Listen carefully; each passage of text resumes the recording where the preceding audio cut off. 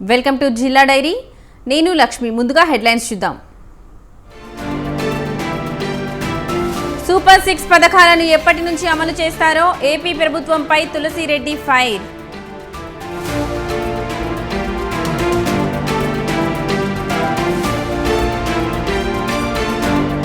ఏపీలో కొనసాగుతున్న జనసేన సభ్యత్వ నమోదు. చనిపోయిన కార్యకర్తకు 5 లక్షల insurance ఇస్తామన్న Kiran royal.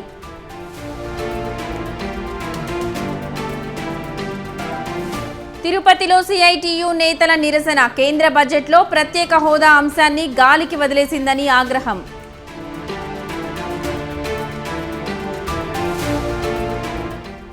Aided Wesley స్కూల్ను ప్రభుత్వం హస్తగతం చేసుకోవాలి. ఉపాధ్యాయుల సహకారంతో పాఠశాల నడుస్తుందన్న కోదండరాం.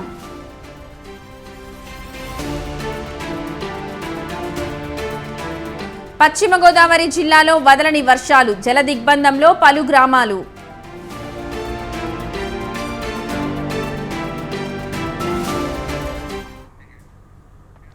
సూపర్ 6 పథకాలను ఎప్పటి నుండి అమలు చేస్తుందని రాష్ట్ర ప్రభుత్వాన్ని కాంగ్రెస్ నేత తులసిరెడ్డి ప్రశ్నించారు. ఈ ఎన్నికల్లో టీడీపీ కూటమి అధికారంలోకి వచ్చేందుకు సూపర్ 6 పథకాలు ప్రధాన కారణమన్నారు. టీడీపీ కూటమి అధికారంలోకి వచ్చి 43 రోజులైందని పెన్షన్ పథకం ఒక్కటే అమలు చేశారన్నారు.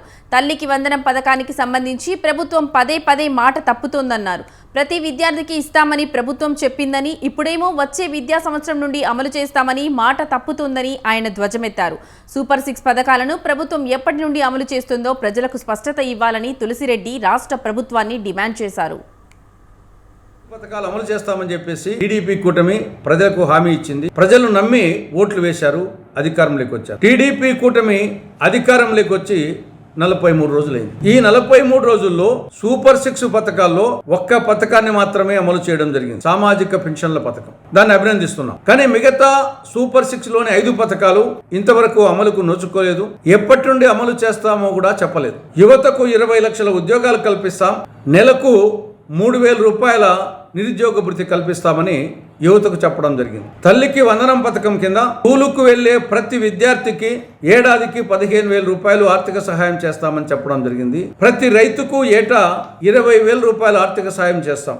ప్రతి ఇంటికి ఏడాదికి ఉచితంగా 3 గ్యాస్ సిలిండర్లు. మహిళలకు ఉచిత బస్సు ప్రయాణం. బీసీ, ఎస్సీ, ఎస్టీ, ముస్లిం మైనారిటీలకు 50 ఏళ్లకే పెన్షన్. మిగతా 5 అమలు చేయలేదు. దానికి ఎప్పుడు చేస్తామో కూడా చెప్పలేదు. మేనిఫెస్టోలోనేమో స్కూలుకు వెళ్లే ప్రతి విద్యార్థికి ఏడాదికి 15,000 రూపాయలు చెప్పారు.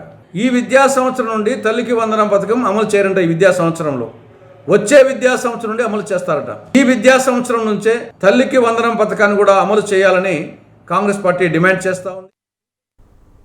దేశంలో ఏ పార్టీ కూడా తమ పార్టీ కార్యకర్త చనిపోతే 5 లక్షల ఇన్సూరెన్స్ ఇవ్వడం లేదని జనసేన పార్టీ ఇస్తుందని తిరుపతి నియోజకవర్గ ఇన్ఛార్జ్ కిరణ్ రాయల్ తెలిపారు. జనసేన పార్టీ 2021 నుంచి పార్టీ క్రియాశీలక కార్యకర్తల సభ్యతా నమోదును ప్రారంభించిందని చెప్పారు. ఇప్పటి వరకు 6,50,000 మంది జనసేన పార్టీ కార్యకర్తలుగా పార్టీ సభ్యత్వం తీసుకున్నారన్నారు. ఈ నెల 18 నుంచి రాష్ట్ర వ్యాప్తంగా జనసేన పార్టీ సభ్యతా నమోదు కార్యక్రమం ప్రారంభమైందని, 28 వరకు కొనసాగుతుందని చెప్పారు. తమ పార్టీ విధి విధానాలు నచ్చిన ప్రతి ఒక్కరూ పార్టీ సభ్యత్వం తీసుకోవాలని సూచించారు. తిరుపతి పరిధిలో ప్రతి వార్డులోనూ సభ్యత్వ నమోదు కార్యక్రమం చేపడుతున్నామని, ఈ అవకాశాన్ని ప్రజలు సద్వినియోగం చేసుకోవాలని కోరారు.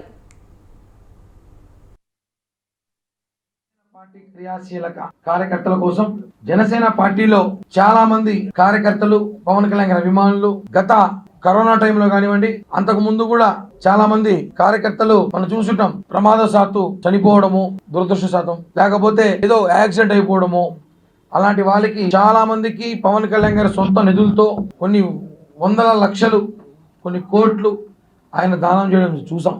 జనసేన పార్టీలో ఉన్నవారు కానివ్వండి, పవన్ కళ్యాణ్ అభిమానులు, తిరుపతిలో ఉన్న ప్రజలు, చిత్తూరు జిల్లాలో జనసైనిక ప్రజలు, పవన్ కళ్యాణ్ అభిమానులందరూ కూడా క్రియాశీలక సభ్యత్వానికి ఇంక 3 రోజులు మాత్రం గడువు ఉంది. ఈ నెల 28వ తారీఖు రాత్రికి 12 గంటలకంతా క్రియాశీలక సభ్యత్వం ముగిసిపోతుంది. మళ్ళీ 1 సంవత్సరం వరకు ఒక అవకాశం ఉండదు. చాలా మంది పోయిన సంవత్సరం మేము చేసుకున్న తర్వాత మాకు క్రియాశీలక సభ్యత్వం కావాలని చెప్పి సోషల్ మీడియా ద్వారా, వాట్సాప్ ద్వారా చాలా మంది చేశారు. వాళ్ళందరూ కూడా మీడియా ముఖం కూడా చెప్తున్నాము, మీరు ఈ 3 రోజుల్లో చేసుకోండి. ప్రతి డివిజన్ లో మా అధ్యక్షులు ఉన్నాడు, పార్టీ అధ్యక్షులు, పార్టీ ఇన్ఛార్జీలు, తిరుపతి ఇన్ఛార్జ్ ఉన్నాము, అలాగే ఎమ్మెల్యే గారి ఆఫీస్ ఉంది. అందరం కూడా అందుబాటులో ఉండే వాళ్ళ వ్యక్తి అందరి దగ్గర లింకులు ఉన్నాయి. నాచారంలో ఉన్న ఎయిడెడ్ వెస్లీ స్కూల్ను ప్రభుత్వం హస్తగతం చేసుకుని నిర్వహించాలని జనసమితి అధ్యక్షుడు ప్రొఫెసర్ కోదండరాం ప్రభుత్వాన్ని కోరారు.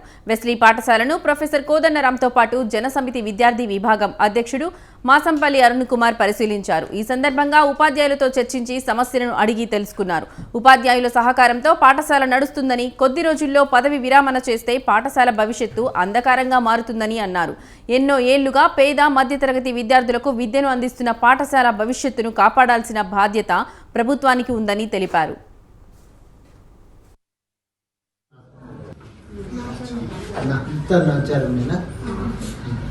కొంతమంది వేరే ఎయిడెడ్ టీచర్స్ ఉన్న వాళ్ళే ఇప్పుడు టీచర్స్ వెల్ఫేర్ కమిటీ అని పెట్టుకొని స్కూల్ను నడుపుతా ఉన్నారు. వాళ్ళే ప్రతి నెల కొంత సొమ్ము కాంట్రిబ్యూట్ చేసి బయట దాతలు ఇచ్చినటువంటి డబ్బును కలుపుకొని మొత్తం మీదనైతే ఈ స్కూల్ కరెంటు బిల్లు కానీ, వాచ్మెన్ జీతం కానీ, ముగ్గురు టీచర్ల జీతాలు కానీ వాళ్ళే చెల్లిస్తున్నారు. అదృష్టం కొద్దీ మంచి దాతలు ఉండటం వల్ల ఈ బిల్డింగ్ సాధ్యమైంది. అదేవిధంగా ఒక డిజిటల్ బోర్డు, ఒక ప్రొజెక్టర్తో ఒక రూము, ఇవన్నీ కూడా ఇక్కడ వీళ్ళు ఏర్పాటు చేసుకోగలిగారు. ఇవన్నింటికీ కూడా టీచర్లే కాంట్రిబ్యూట్ చేస్తున్నారు. అప్పుడప్పుడు కొంత దాతల నుంచి సహాయం దొరికినా అది తక్కువే. టీచర్లే ప్రతి నెల కరెంటు బిల్లు కూడా వాళ్ళే కడుతున్నారు. ఈ రకంగా ఈ స్కూల్ నడుస్తున్నది. వాళ్ళ అందరు టీచర్లు కోరేది, ఇప్పుడు మేము కొంతకాలం ఉంటాం, ఒక 6 ఏళ్లలో అందరం రిటైర్ అవుతాం. ఆ తర్వాత స్కూల్ భవిష్యత్ అనేది మళ్ళా పూర్తిగా అనిశ్చితిగా మారిపోతుంది. అట్లా మారిపోకుండా ఉండాలంటే ఈ స్కూల్లే గవర్నమెంట్ తీసుకోవాలని కోరుతా ఉన్నారు. మేము కూడా కోరేది ఏంటంటే మంచి స్కూలు, సౌకర్యాలు ఉన్నాయి. ప్రభుత్వం ఒక పైసా ఖర్చు పెట్టవలసిన అవసరం లేదు. దీన్ని ప్రభుత్వమే హస్తగతం చేసుకొని నడపాలి. ఈరోజు నాచారంలోని వెస్లీ ఉన్నత కోఎడ్యుకేషన్ హై స్కూల్లో కోదండరాం గారు సందర్శించడం జరిగింది. ఇక్కడ ఉన్న ఉపాధ్యాయుల పిలుపు మేరకు వారు రావడం జరిగింది. ఇక్కడ ఉన్న సమస్యలను వెంటనే పరిష్కరిస్తామని చెప్పేసి కూడా కోదండరాం గారు హామీ ఇవ్వడం జరిగింది. అదేవిధంగా ఇది ఒక ఎయిడెడ్ భాగంలో ఉంది. ఎయిడెడ్ని కాస్త గవర్నమెంట్లో తీసుకోవాలని చెప్పేసి వీళ్ళ యొక్క వినపం ఉంది. దాన్ని వెంటనే కోదండరాం గారు పరిశీలించి సెక్రటరీ గారికి వినపం ఇస్తారని చెప్పేసి కూడా సార్ మాట ఇవ్వడం జరిగింది. రాబోయే రోజుల్లో ఈ యొక్క ఉన్నత స్కూల్ని చాలా ఉన్నతంగా చూస్తామని చెప్పేసి కూడా నేను ఈ సందర్భంగా సిరిసిల్ల జిల్లా వేములవాడ పట్టణంలోని ప్రభుత్వ జూనియర్ కళాశాల గ్రౌండ్ వర్షపు నీటితో పూర్తిగా జలమయమైంది. వర్షం నీరు బయటకు పోయేందుకు వీలు లేకపోవడంతోనే గ్రౌండ్లోనే నీరు నిలిచిపోయాయి. దీంతో విద్యార్థులు కనీసం బయటకు రావడానికి వెళ్లేందుకు కూడా దారి లేకుండా పోయింది. ఆ కథనాన్ని స్వతంత్ర టీవీలో ప్రసారం చేయడంతో జిల్లా కలెక్టర్ సందీప్ కుమార్ స్పందించారు. జూనియర్ కళాశాల మైదానాన్ని ఆయన పరిశీలించారు. వెంటనే నీరు బయటకు వెళ్లే విధంగా చర్యలు చేపట్టాలని అధికారులకు ఆదేశాలు జారీ చేశారు.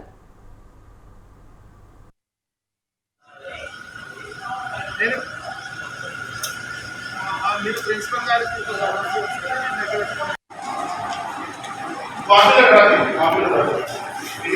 ఇలాంటి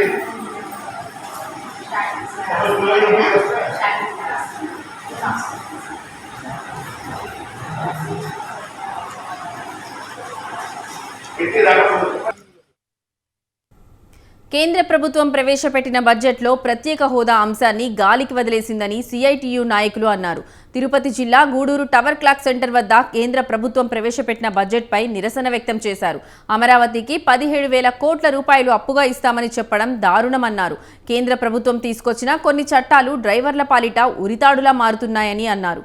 చట్టసభల్లో ప్రతిపక్షాల గొంతు నొక్కి చట్టాలు చేస్తున్న ఎన్డీఏ ప్రభుత్వానికి రానున్న రోజుల్లో ప్రజలు బుద్ధి చెబుతారని సిఐటియు నాయకులు తెలిపారు.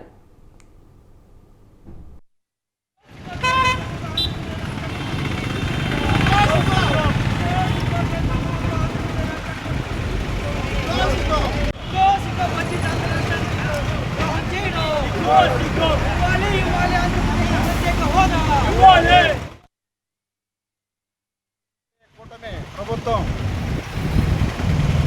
ప్రవేశపెట్టిన మన సీతారామన్ గారు ఆర్థిక శాఖ మంత్రి బడ్జెట్లో ప్రభుత్వానికి ప్రత్యేక హోదా, పోలవరం వంటి పలు సమస్యల్ని గాలికి వదిలేసి 15,000 కోట్లని ఇతర సంస్థల ద్వారా మీకు దీర్ఘకాలిక అప్పుగా నిదానంగా 30 సంవత్సరాలైనా కట్టుకోవచ్చు, అతి తక్కువ వడ్డీతో మేము షూరిటీ ఉండి మేము ఇప్పిస్తాము అని మన ప్రభుత్వానికి చెప్పడం చాలా దారుణమైన విషయము. గ్రాంట్ అనేది డైరెక్ట్గా కేంద్ర ప్రభుత్వమే 15 కోట్లు మంజూరు చేయాలని చెప్పి మేము సిపిఎంగా డిమాండ్ చేస్తున్నాము. కేంద్ర ప్రభుత్వం బడ్జెట్ 48 లక్షల కోట్ల రూపాయలు దేశవ్యాప్తంగా విడుదల చేసింది. మరి దీనికి సంబంధించి ఈరోజు ఆంధ్రప్రదేశ్ రాష్ట్రానికి ఈరోజు ద్రోహం చేశారని చెప్పి మేము సిపిఎం పార్టీ నుంచి ఖండిస్తూ ఉన్నాం. ప్రత్యేకించి రాజధానికి సంబంధించి అమరావతి ప్రాంతానికి 15,000 కోట్ల రూపాయలు ఇచ్చారని చెప్పారు. అది మీరు ఉచితంగా ఇచ్చారా లేక అప్పు రూపంలో ఇచ్చారా అని చెప్పి తేల్చాల్సిన అవసరం ఉంది. అప్పు రూపంలో ఇచ్చారే తప్ప ఉచితంగా ఇవ్వలేదని చెప్పి మేము ఈ సందర్భంగా తెలియజేస్తా ఉన్నాం. సిద్దిపేట జిల్లా కేంద్రంలోని మందపల్లి గ్రామ శివారులో 60 సంవత్సరాల క్రితం ఎస్టీ కులానికి చెందిన 10 కుటుంబాలు అడవిలో గుడిసెలు వేసుకుని నివాసం ఉంటున్నారు. 10 కుటుంబాల సంఖ్య 100 కుటుంబాలుగా చేరడంతో మదిరా గ్రామంగా మారడంతో పిట్టలవాడగా గుర్తింపు వచ్చింది. పిల్లలు పాఠశాలకు 4 కిలోమీటర్ల మేర వెళ్లాల్సి వస్తుంది. వర్షాలకు గ్రామస్తులు అనేక ఇబ్బందులు పడుతున్నారు. గత ప్రభుత్వం 20 మందికి డబుల్ బెడ్రూమ్ ఇల్లు నిర్మాణం చేసి ఇచ్చినా మరో 80 మంది గుడిసెల్లో నివాసం ఉంటున్నారు. పిట్టలవాడలో అండర్ డ్రైనేజీ, సీసీ రోడ్, విద్యుత్ సరిగా లేకపోవడంతో గ్రామస్తులు నానా అవస్థలు పడుతున్నారు.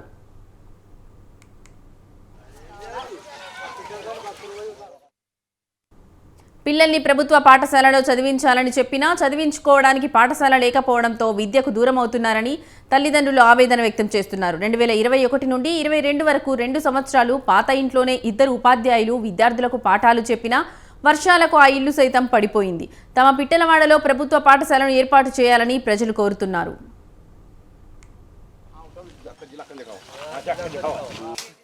40-50 మంది పిల్లగాళ్ళు ఉన్నారు.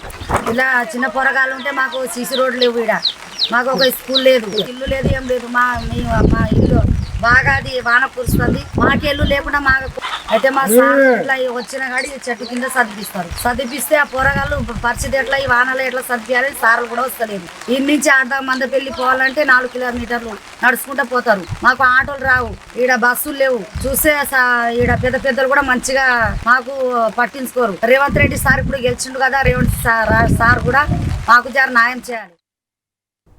పిల్లలు చదువుకోవడానికి పాఠశాల లేకపోవడంతో 4 కిలోమీటర్లు ఆటోలో వెళ్లి చదువుకోవాల్సి వస్తుందని తల్లిదండ్రులు ఆవేదన వ్యక్తం చేశారు. గ్రామానికి ఆటోలు కూడా తక్కువగా ఉండడంతో విద్యార్థులు పాఠశాలకు ప్రమాదకరంగా వెళ్లాల్సి వస్తోంది. అంగన్వాడీ స్కూల్ లేకపోవడంతో చిన్నారులు ఇంటికే పరిమితమయ్యారని, అంగన్వాడీ ఏర్పాటు చేస్తే ఎందరో పిల్లలకి ఉపయోగపడుతుందని గ్రామస్తులు తెలిపారు. అంగడి బడి లేకుంటే నా ఇల్లు ఇచ్చినా సార్, ఇల్లు ఇస్తే ఇక వర్షాకాలం వచ్చింది, ఇంత ఉంటామంటే మాకు జాగా లేక ఇంట్లో ఉన్నాం. పిల్లలకు బడి లేదు, బడి కట్టియలేదు సార్. ఇక చెట్ల కింద 4 రోజులు చెప్పిర్రు, వర్షాకాలం వస్తుందని 4 కిలోమీటర్ల ఊళ్ళే బడిలే పోతారు. ఊళ్ళే పోతారు. మాకు బడి కావాలి, మాకు స్కూల్ కావాలి. చిన్న పిల్లలకు ఇబ్బంది అవుతుంది. మా ఆటోలు లేవు, తోలిద్దామంటే ఆటోలు లేక ఇబ్బంది అయితే ఓనాడు పోతారు, ఓనాడు పోతలేవు. పిల్లలకు మాతో బడి కావాలి సార్. నాకు ఇక అంగడి బడి లేకుంటే నా ఇల్లు ఇచ్చినా సార్, ఇల్లు ఇస్తే ఇక వర్షాకాలం వచ్చింది, ఇంత ఉంటామంటే మాకు జాగా లేక ఇంట్లో ఉన్నాం. పిల్లలకు బడి. తమ గ్రామంలో పాఠశాల సమస్యే కాకుండా తమ ఇల్లు కూడా సరిగా లేవని, గుడిసెల్లో జీవనం సాగించాల్సి వస్తోందని గ్రామస్తులు అన్నారు. వృద్ధులకు పెన్షన్, రాత్రిపూట విద్యుత్ సమస్యతో ఇబ్బందులు పడుతున్నామని, గ్రామానికి వసతులు కల్పించాలని వేడుకుంటున్నారు. తమ గ్రామంలో పాఠశాల ఏర్పాటు చేసి అన్ని వసతులు కల్పించాలని ప్రజలను కోరుతున్నారు.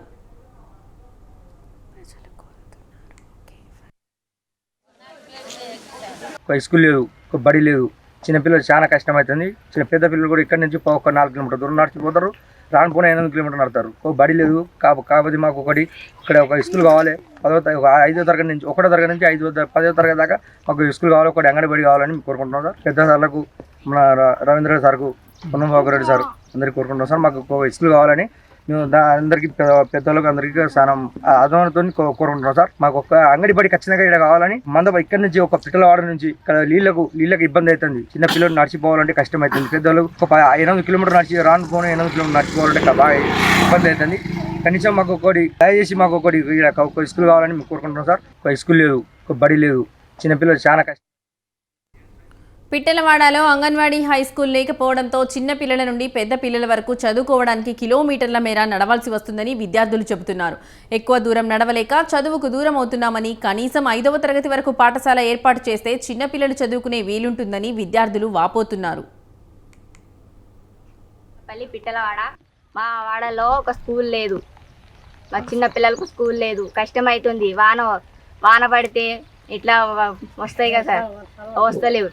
మాకు ఆటో పెడతలేరు, ఏం పెడతలేరు. మాకు కష్టమవుతుంది సార్. 5 కిలోమీటర్లు పోవాలి, 4 కిలోమీటర్లు పోవాలి మన స్కూల్కి పోవాలంటే. నడుచుకుంటూ పోతున్నాం, ఆటో పెడతలేరు, బస్సు పెడతలేరు. కష్టమవుతుంది సార్. వానల కష్టమవుతుంది సార్ మాకు. మా ఊరు మందపల్లి పిట్టలవాడ. మా వాడలో ఒక స్కూల్ లేదు, మా చిన్న పిల్లలకు స్కూల్ లేదు, కష్టమవుతుంది. వాన పడితే ఇట్లా వస్తాయి కదా సార్, వస్తలేవు. మాకు ఆటో పెడతలేరు, ఏం పెడతలేరు. మాకు కష్టమవుతుంది సార్. 5 కిలోమీటర్లు పోవాలి, 4 కిలోమీటర్లు పోవాలి మన స్కూల్కి పోవాలంటే. నడుచుకుంటూ పోతున్నాం, ఆటో పెడతలేరు, బస్సు పెడతలేరు. కష్టమవుతుంది సార్. వానల కష్టమవుతుంది సార్ మాకు. మా ఊరు మందపల్లి పిట్ట. భద్రాద్రి జిల్లా చుండ్రుగొండ మండలంలో నిర్మించిన డబుల్ బెడ్రూమ్ ఇళ్లలో పెచ్చులు ఊడుతున్నాయి.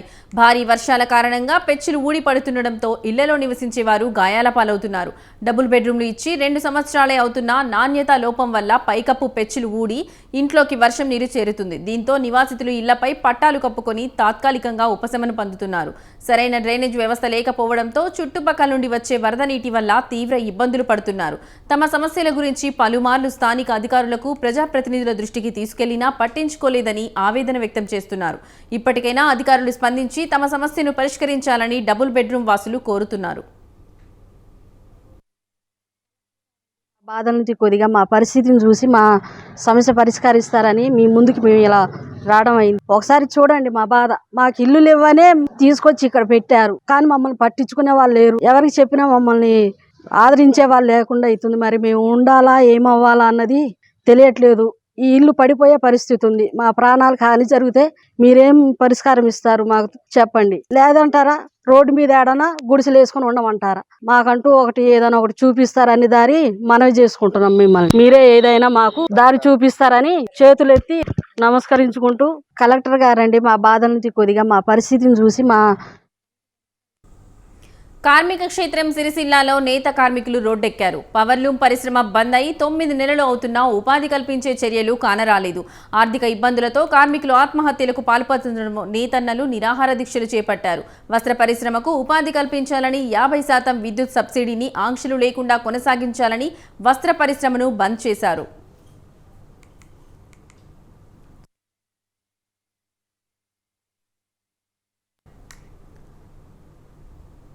సిరిసిల్ల జిల్లా పట్టణంలో నేతన్నలు వస్త్ర పరిశ్రమను బంద్ చేశారు. 4 రోజులుగా పట్టణంలోని అంబేద్కర్ చౌరస్తా వద్ద పరిశ్రమల యజమానులు, ఆసాములు, కార్మికులు రిలే నిరాహార దీక్ష చేశారు. పట్టణంలోని మరమగ్గల పరిశ్రమకు విద్యుత్ సబ్సిడీ, నేతన్నలకు ఉపాధి కల్పించాలని కోరారు. దీక్షలకు బీఆర్ఎస్తో పాటు వామపక్ష పార్టీల నాయకులు మద్దతు ప్రకటించి ప్రభుత్వ తీరును నిరసిస్తూ ఆందోళనకు దిగారు.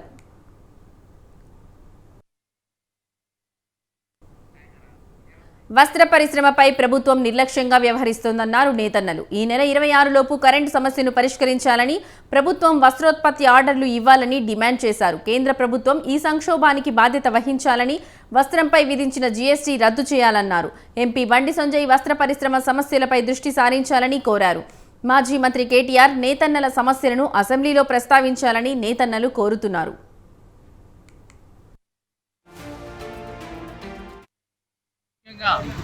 ఒకటి విద్యుత్ సమస్య.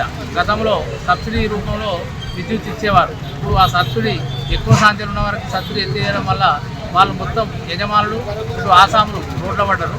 రెండవది ఉపాధి ఏమైందంటే, ఉపాధి గతంలో సీరియల్ ఉపాధి కల్పించారు, కానీ ఇప్పుడు ఈ ప్రభుత్వం వచ్చిన తర్వాత దాన్ని బంద్ చేసింది. అది ఒకటి కల్పించాలి. మూడవది ఒకటి యారంటీపో ఏర్పాటు చేసి ప్రభుత్వమే ఈ కార్మికులకు మరియు ఆసాములకు పని కల్పించాలి. అలాగే నాలుగవది ఇక్కడ మార్కెట్ సదుపాయం కల్పించి వస్త్రం గుట్ట అమ్ముకోవడానికి ఇక్కడ ఏదైనా ఒక సిరిసిల్ల ప్రాంతంలో ఒక మార్కెట్ సదుపాయం కలిగించినట్టయితే ఇక్కడనే వస్త్ర ఉత్పత్తి తయారు చేసి అక్కడనే అమ్ముకుంటే మార్కెట్ వల్ల అనేక మంది ఉపాధి పొందుతారు. ఇంకా అభివృద్ధి చెందుతుంది పరిశ్రమ. కాబట్టి కార్మికులకు, ఆసాములకు మరి యజమానులకు పని కలగడం వల్ల వేలాది మంది కార్మికులు ఇక్కడ ఉపాధి పొందుతున్నారు. కాబట్టి దయచేసి ఈ సమస్యను తొందరగా పరిష్కరించి మాకు ఉపాధి కల్పించాలని ప్రభుత్వాన్ని విన్నవించుకుంటున్నాం. ముఖ్యంగా ఒకటి విద్యుత్ సమస్య. ఓవైపు పనులు లేక పరిశ్రమలు ఇబ్బంది పడుతుంటే సెస్ అధికారులు 4వ రకం కేటగిరీలో ఉన్న పరిశ్రమలను 3వ కేటగిరీలో వేసి విద్యుత్ బకాయిలు వసూలు చేస్తున్నారని నేతన్నలు ఆగ్రహం వ్యక్తం చేశారు. గతంలో మాదిరిగానే విద్యుత్ బకాయిలను వసూలు చేయాలని విజ్ఞప్తి చేశారు. వస్త్ర పరిశ్రమ సంక్షోభాన్ని ప్రభుత్వానికి నివేదించి విద్యుత్ సబ్సిడీ అందేలా సెస్ అధికారులు చూడాలని డిమాండ్ చేస్తున్నారు. విద్యుత్ సమస్య గతంలో ఇక్కడ మాకు వ్యాపారం చేసుకోవడానికి మార్కెట్ అంటే ఇప్పుడు 5 వెళ్ళాలి. ఊళ్ళో అమ్ముకోవాలంటే వరంగల్ కర్నూలు వెళ్ళాలి. కావున దయచేసి గవర్నమెంట్ ఇక్కడ మార్కెట్ వ్యవస్థ మార్కెటింగ్ వ్యవస్థ ginning mill, spinning mill, driving mill అలాంటి ఏర్పాటు చేస్తే మేము మాల్ కొనుక్కొని తయారు చేసుకుని అమ్ముకోవడానికి మార్కెటింగ్ వ్యవస్థ ఏర్పాటు చేస్తే అందుబాటులో ఉంటే చాలా అభివృద్ధి వ్యవస్థ చాలా మంది కూడా బాగుపడతారు. ఇంకా మార్కెటింగ్ వ్యవస్థను ఇక్కడ ఏర్పాటు చేయడానికి స్థలము కావాల్సిన ఎక్విప్మెంట్స్ అవి చేస్తే బాగుంటుంది. మార్కెటింగ్ వ్యవస్థ ఏర్పాటు చేయాలని కోరుకుంటున్నాం. ఇక్కడ మాకు వ్యాపారం చేసుకోవడానికి మార్కెట్ అంటే ఇక్కత్ను ప్రపంచానికి పరిచయం చేసిన కళాకారులు తెలంగాణ నేతన్నలని చేనేత అధికారి వెంకటేశ్వర్లు తెలిపారు. యాదాద్రి జిల్లా బోధాన్ భోజంపల్లి మున్సిపల్ కేంద్రంలో చేనేత పరిరక్షణ మహార్యాలీ నిర్వహించారు. చేనేత వస్త్రాలను ధరించండి, చేనేతను ప్రోత్సహించండి అనే నినాదంతో ర్యాలీ చేశారు.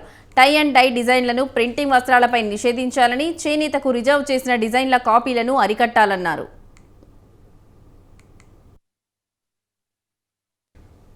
తెలంగాణ చేనేత నేతన్నలు చేతితో విభిన్న డిజైన్లతో తయారు చేస్తున్నారని వెంకటేశ్వర్లు చెప్పారు. వీటిని కొందరు వ్యక్తులు మార్కెట్లో ప్రింటింగ్ చేస్తూ నకిలీ చేనేత ఇక్కత్ వస్త్రాలు తయారు చేసి సొమ్ము చేసుకుంటున్నారని మండిపడ్డారు. దీనివల్ల చేనేత కార్మికుల స్వయం ఉపాధి దెబ్బతింటుందని అన్నారు. వినియోగదారులు కూడా చేనేత వస్త్రాలను ధరించి చేనేతను ప్రోత్సహించండి అన్నారు వెంకటేశ్వర్లు.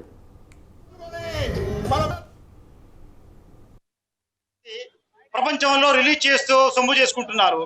దానికి వ్యతిరేకంగా ఈనాడు మొత్తం చేనేత రంగం అంతా కూడా కదిలి వచ్చింది.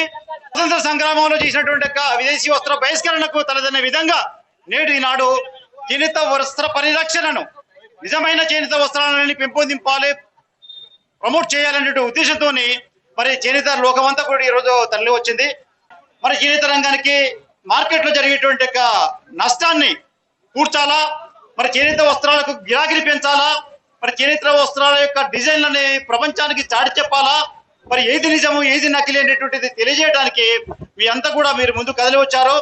ఈ తక్షణం కూడా ప్రింటింగ్ వ్యవస్థ బంద్ కావాలి. ఎక్కడైతే సూరత్ లో తయారైనటువంటి మిల్లులు కూడా బంద్ కావాలి. మిల్లులలో తయారైనటువంటి వస్త్రం బంద్ అయ్యేంత వరకు కూడా మన పోరాటాన్ని కొనసాగించాలి. వస్త్రాలని డూప్లికేట్ గా. అనంతపురం జిల్లా రాయదుర్గం నియోజకవర్గంలో రైతులు ఆందోళన చేపట్టారు. బొమ్మనహల్ మండలం నేమకల్లు గ్రామంలో ఏర్పడిన స్పాంజ్ ఐరన్ ఫ్యాక్టరీల ద్వారా వెదజల్లుతున్న కాలుష్యంతో రైతులు పంటను నష్టపోతున్నారు. పంట పరిశీలనకు వచ్చిన పొల్యూషన్ కంట్రోల్ అధికారులతో బాధిత రైతులు తమకు న్యాయం చేయాలని కోరారు. పంట పొలాల సమీపంలో ఉన్న ఫ్యాక్టరీ యాజమాన్యం, జనరల్ మేనేజర్లు సిబ్బందితో పంట పొలాలకు రావడంతో రైతులకు సిపిఐ ఏపీ రైతు సంఘం నాయకులకు మధ్య వాగ్వాదం చోటు చేసుకుంది. తోపులాట జరగడంతో ఉద్రిక్త వాతావరణం నెలకొంది. ఘటనా స్థలానికి చేరుకున్న పోలీసులు ఇరు వర్గాలను అదుపు చేశారు.